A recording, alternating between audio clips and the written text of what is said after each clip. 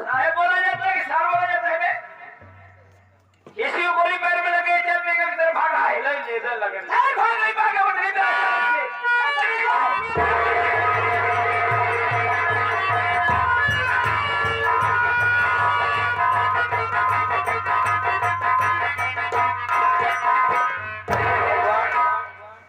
मेरी अनीता कहाँ चली गई?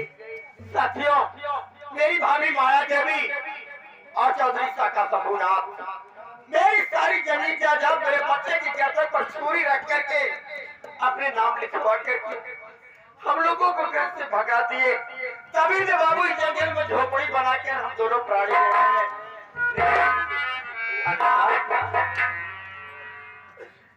तो क्यों रो रही हो? क्या बात है नीता?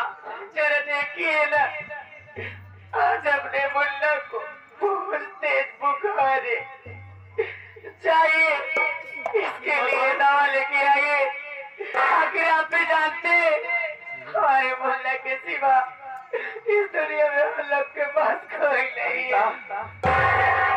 मेरी बच्ची को तो बुखार है, पूरी शरीर जल रही है और ये जंगल है, ये अपने बच्चे की दवा कहाँ से लाऊं, कैसे करूं?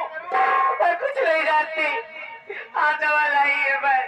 भगवान कैसी परीक्षा ले रहा है मेरे मालिक। अनीता, एक काम करता हूँ, जंगल के उस तरफ एक गांव है, मैं जा रहा हूँ, वहाँ कोई डॉक्टर होगा और वहाँ से मैं अपने बच्चे की दवा लाऊंगा। एक काम करना, ठीक है, अब तक मैं दवा लेकर वापस ले आओ।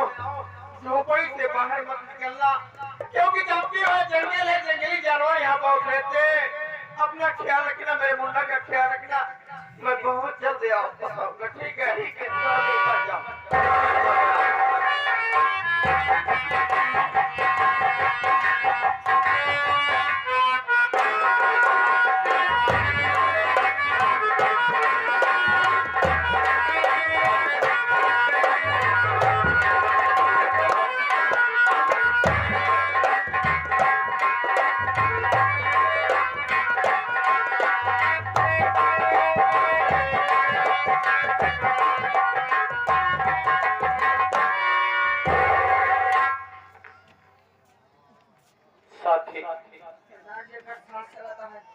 हम झोपड़ी तक तो आ गए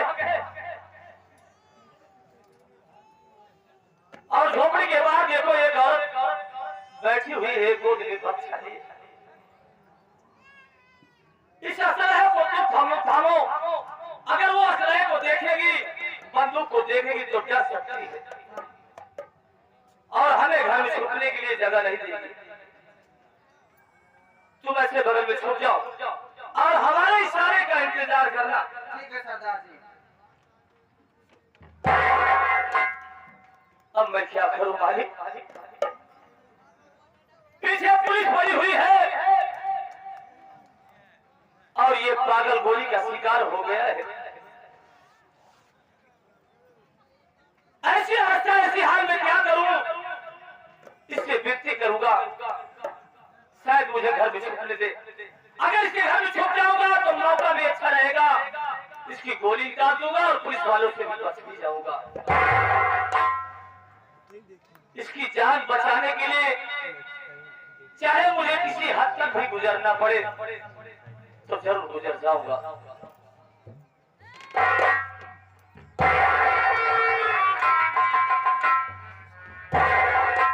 अरे बहन, अरे ओ बहन,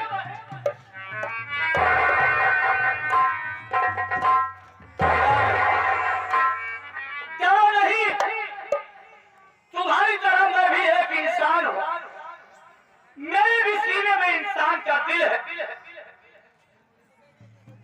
अगर हमने तुम्हें बहन कहा है तो झूठ नहीं बोलूंगा, सब कुछ हकीकत बताऊंगा। मैं तुमसे कुछ कहना चाहता हूं।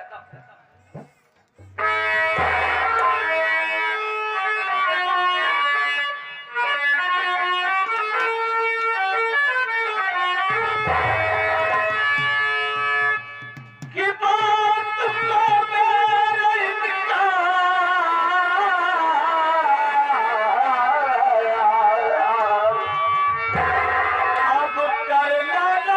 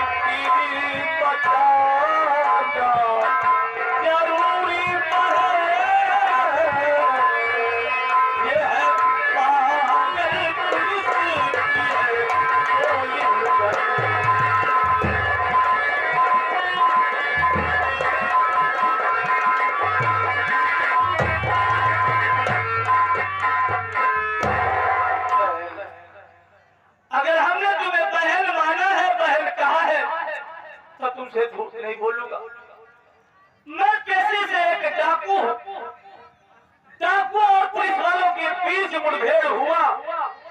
दोनों तरफ से बराबर गोलियां चल रही थी, फायरिंगें हो रही थी और अचानक बीच में ये पागल टपक पड़ा और गोली का शिकार ये बन बैठा। इसलिए बहन मुझे अपने घर में छुपा दो।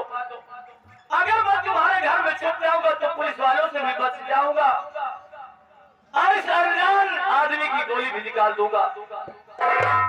इतना उपकार मुझसे कर दो। नहीं नहीं, अरे मेरे इस झोपड़ी में कोई नहीं है, मैं अकेली हूँ, मैं आपकी कोई सहायता नहीं कर सकती हूँ। आप चले जाइए यहाँ से। क्या कहा कि इस वक्त तुम्हारे सिवा और घर में कोई नहीं है? शायद तुम्हारा बच्चा बीमार है और तुम्हारे बीमार बच्चे के लिए तुम्हारे पति जी शायद दवा के लिए गए हैं, इसीलिए घबराई हो। जरा सोचो, जिस तरीके से तुम आज अपने बच्चे के लिए तड़प रही हो, अपने बच्चे के लिए रो रही हो, बिलख रही हो, उस मालिक से दुआ कर रही हो।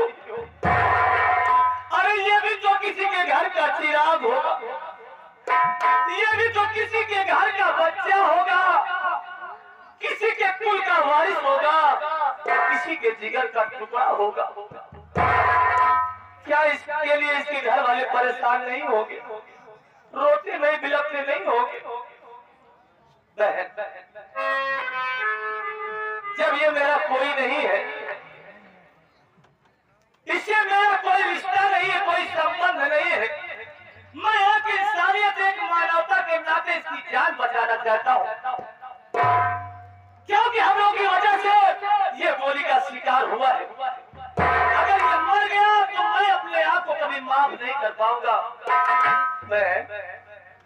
हमेशा मैं गुफा से निकलता था तो सबसे पहले माँ भवानी के मंदिर पे जाता था। माँ भवानी के चरणों में अपने सर की पगड़ी, अपने मस्तक की शान माँ भवानी के चरणों में रखता था कि माँ, मेरे हाथों से कोई गुनाह न हो, कोई अधर्म न हो। माँ, जब भी मेरी बंदूक उठे तो अधर्म के खिलाफ उठे। इसलिए आज वही पगड़ी इस देवी के चरणों में रखता हूँ, इसलिए हो सके तो इसका जीवन दान दे सकती हो तुम। इसके प्राणों की भीख मांग रहा हूँ, इस झोली में डाल दो बहन। मैं तुम्हारे एहसान नहीं भूलूंगा।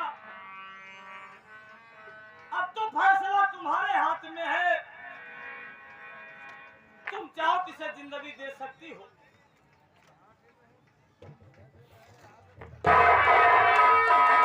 भैया, भैया और गिरा रहे, अगर आपने मुझे अपने धर्म की बहन माना है तो आज आपकी ये बहन आपकी मदद करेगी भैया। अरे आज कितने दिनों के बाद आपके मुंह से बैल सत्य सुन के मेरे आंखों मेरे कलेजा तरफ गया भैया। ठीक है भैया, आप इनको घर के अंदर ले जाइए। घर में चाकू और चूल्हे में आग है, आप इनका गोली निकाल कर इनके जख्म पर दवा लगाइए। अगर पुलिस आएगी दरवाजे पर तो आपकी बहन आपकी ढाल भरकर खड़ी हो जाएगी और बोलेगी कि आप कोई नहीं आता मेरे भैया। तुम महान हो, तुम बड़ी महान हो बहन। क्या कह रही हो? लगता है कि पूर्व जन्म में हमारा तुम्हारा जरूर ये पवित्र रिश्ता रहा होगा बहन। घर में माचिस है ना बहन? अगर घर में माचिस है तो मेरे पास ये चाकू है, आग जलाऊंगा, अपना दिल पत्थर का बनाऊंगा, इस चाकू को लाल करके इसकी गोली निकालूंगा, शायद बच जाए। भगवान से प्रार्थना करना। ये पुलिस वालों की विजिट तो नहीं बहन? इन्हें सवाल बहन, कोई आपको हाथ तक नहीं लगा पाएगा भैया।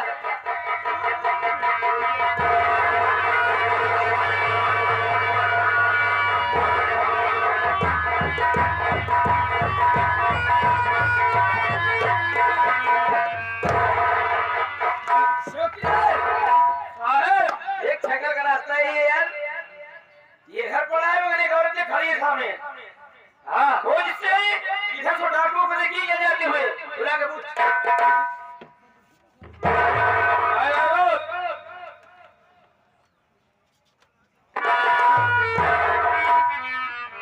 इधर से कोई डाकू बोल रहा था क्या? नहीं नहीं साहब, यहाँ कोई नहीं था। बड़े साहब है बगल में, पूछ लीजिए। जाते हुए आज देखी क्या तुम? नहीं साहब, मैं तो कब से आपने इस चौकड़ी में अकेली हूँ, मैंने किसी के यहाँ आते जाते नहीं देखा। ठीक है, हो सकता है चौकीदार कहीं दूसरे रास्ते से डाकू चले गए होंगे। आज क्या पता करता हूँ।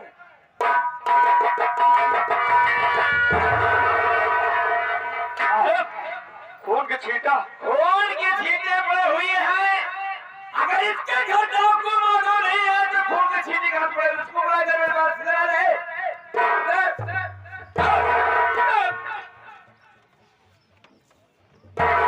अगर तेरे घर डाकू मौजूद नहीं है तो खून के छींटे कैसे पड़े हुए तेरे दरवाजे के सामने?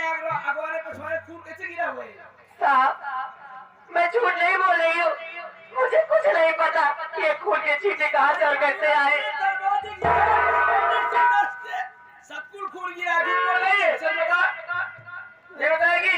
मुझे नहीं पता। लेने तो हर जगह उठा देना, उठा दे, सब के सब गलत के गलत में घूम जाएगी तू। नहीं बताएगी सारी।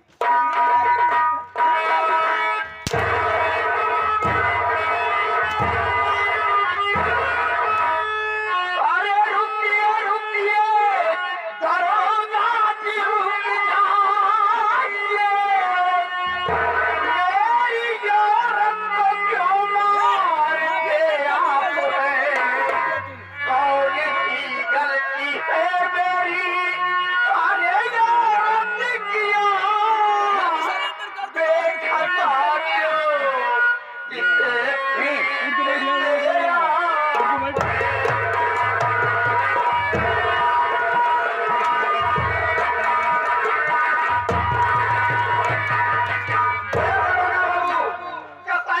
मेरी औरत को क्यों मारे? कौन सी गलती, कौन सा गुनाह मेरी औरत की है? क्यों मारे आप लोग? कौन है? मेरा नाम अजय कुमार है। अजय कुमार रहने वाला? ओहो, सीतापुर का रहने वाला चौकीदार। सारे कोकीन के चक्कर में एक बार जेल गया था, किसी तरीके से छूट गया। अरे तो अजयवा है, सारे 2 नंबर का काम करने लगा, डाकू को पोषा कराया है। डाकू को पोषा कराया है सर। ये साहब मैं मानता हूँ जंगल में झोपड़ी बना के हो। देखिए मैं आपसे झूठ नहीं बोलूंगा, मेरा मासूम बच्चा बीमार था, मैं अपने बच्चे की दवा लेने के लिए गाँव गया था, और आप लोग कह रहे हैं डाकू को पहुंचा। डाकू से मेरा क्या लेना देना? डाकू के बड़ा अपने घर में देते हो, चौकीदार लगाओ सारे को, मारो कि हर डाकू ले चल